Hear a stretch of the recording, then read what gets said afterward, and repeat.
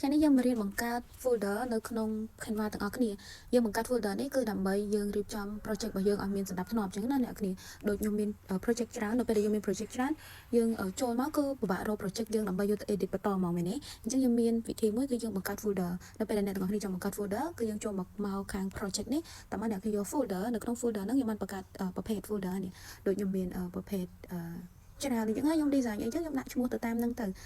នេះខ្មែរ New Year អញ្ចឹងនៅក្នុងខ្មែរ New Year ហ្នឹងខ្ញុំ upload file ឬក៏ element អីតាក់ទងតែខ្មែរ New Year ឯងឥឡូវខ្ញុំមានតុក្កតាអញ្ចឹងតុក្កតារបស់ខ្ញុំហ្នឹងខ្ញុំដាក់ចូលទៅក្នុងនឹងសុទ្ធហ្មងដើម្បីខ្ញុំត្រឡប់មកខ្ញុំចូលធ្វើអញ្ចឹងងាយអ្នកគ្នាគ្រាន់តែចូលមកកាន់ project ហើយចុចឲ្យចំកន្លែងពាក្យថា folder អ្នកគ្នាចូលមកកាន់ tray 3ឬក៏ចុច3នេះតើមកអ្នកគ្នាយក new folder នៅក្នុង new folder ហ្នឹងអ្នកគ្នាអាចបង្កើតជាឈ្មោះអីចឹងណាឧទាហរណ៍ថាអ្នកគ្នាធ្វើការឲ្យក្រុមហ៊ុន A B C D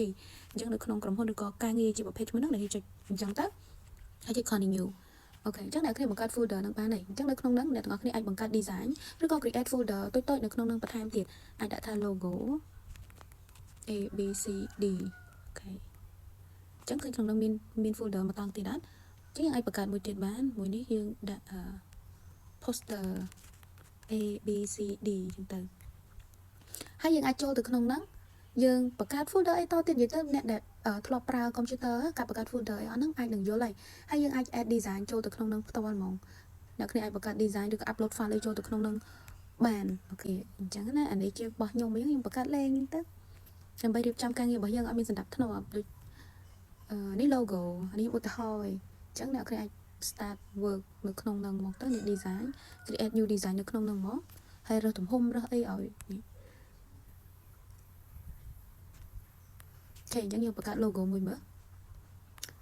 ខ្ជូតតាឥឡូវយើងចេញទៅវិញអូអ៊ីនធឺណិតវា slow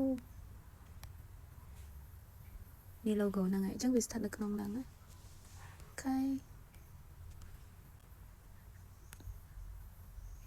អញ្ចឹងរបៀបបង្កើត folder ងាយប៉ុណ្ណឹងឯអ្នកគ្នានៅពេលដែលយើងមករកការងាររបស់យើងចង់ធ្វើការងារមួយណាយើងចូលទៅ folder យើងហ្មងកុំឲ្យពិបាករកនៅក្នុង recent design នេះវាយូរវាធ្វើយើងហ្នឹងខាត់ពេល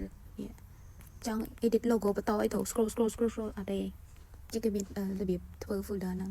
អូខេបាយបើសិនចង់បាន Canva Pro $5ពីខ្ញុំមកបងម្ដង$5ហើយប្រាប់បានយូរប្រាប់បានរហូតហើយបើសិនអ្នកគ្នាអត់ទុកចិត្តទេអាចបងឲ្យខ្ញុំមួយឆ្នាំ$5ក៏បានដែរ